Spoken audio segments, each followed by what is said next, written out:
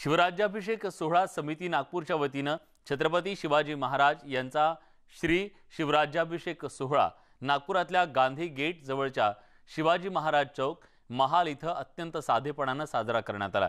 सकाळी 7 वाजता छत्रपती शिवाजी महाराज यांचा दुग्धाभिषेक करण्यात आला। त्यानंतर महाराजांच्या मूर्तीवर पुष्पहार अर्पण करण्यात आले। उपस्थित मान्यवरांना शिवरायांची प्रतिमा भेट देण्यात आली। कोरोनाच्या संकटामुळे खरं तर अत्यंत साधेपणाने अनेक ठिकाणी शिवराज्याभिषेक दिन साजरा करण्यात आला, पण शिवभक्तांचा आज शिवराज्याभिषेक दिनानिमित्तचा उत्साह मात्र ओसंडून वाहत होता।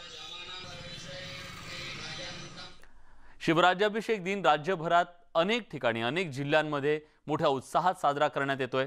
नाशिकमध्ये देखील जिल्हा परिषदेच्या मुख्यालयावर भगवा ध्वज आणि गुढी उभारत शिवराज्याभिषेक दिन साजरा करण्यात आला। यावेळी जिल्हा परिषदेचे अध्यक्ष आणि मुख्य कार्यकारी अधिकारी उपस्थित होत्या।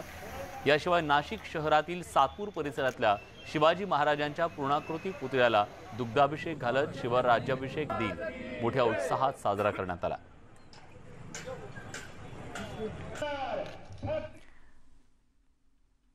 तेव्हा राज्यात सर्वत्र शिवराज्याभिषेक सोहळा आज साजरा होतोय।